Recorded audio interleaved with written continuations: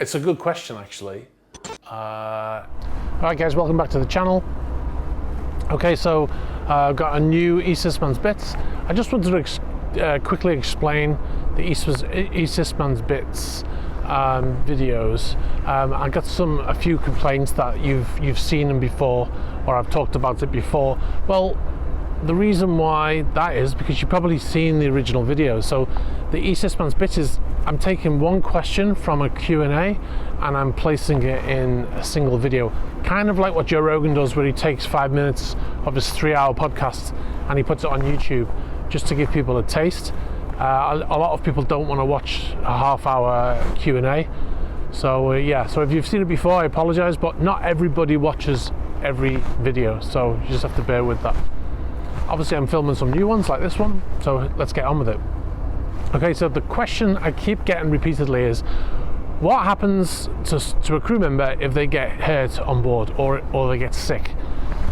Okay, so a few things to consider. First of all, location. If we're in a port, then if they get injured, they'll get first aid from the crew on board. Lots of the crew are trained in advanced first aid. Captain, chief officer, chief engineer, engineers, deck officers. It's all a part of their training to do advanced first aid. Then we'll call an ambulance, you know, like normal. So if we're at sea, it's different. Now, depending again on the location, if we are at sea but we're like a mile off the coast, then we'll go to the nearest port, call an ambulance, and away they go. If we're out at sea and, you know, like we're 2 days into an Atlantic crossing or something like that, then it gets a little bit more complicated. So like I said, we've got people on board who are trained. On some of the larger yachts, they actually have nurses, qualified nurses, experienced ER nurses that come over to the yachting industry, and then they're on board as part of the crew, usually stewardesses, but they're also nurses, and they can treat first aid. Also, we have a system called the MedAir system, and it's basically it's like an iPad now, and they can actually contact doctors who are on call, and then whoever's doing the first aid can consult with that doctor and get information on what's best to treat that person. Now, while this is all going on, the ship is heading towards the nearest port. Now, if there's a possibility to get a helicopter out to us, that's what we'll do.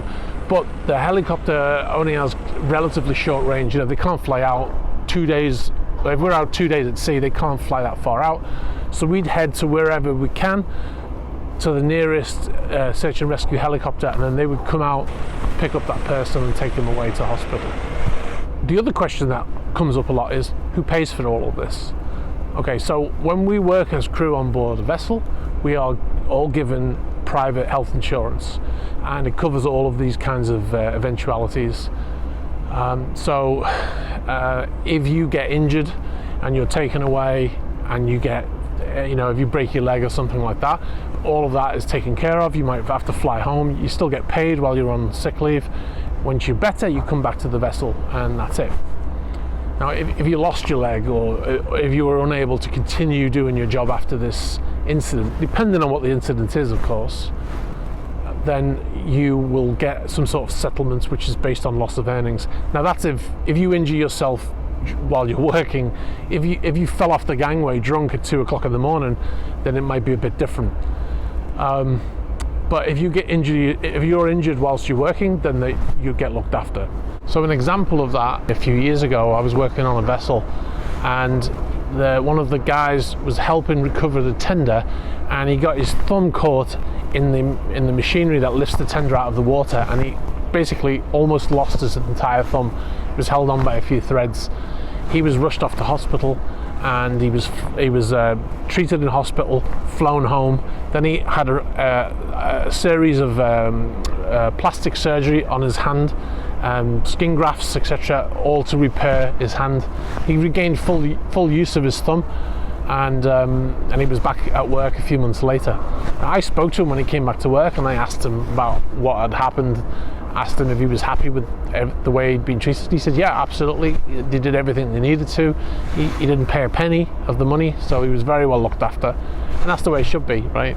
So that's basically how it works. The private health insurance that we get is valid all over the world. We can even use it, well, depending on the yacht, but we can usually use it when we go home on leave as well. So if we get sick, we can actually use our private health insurance to get seen to.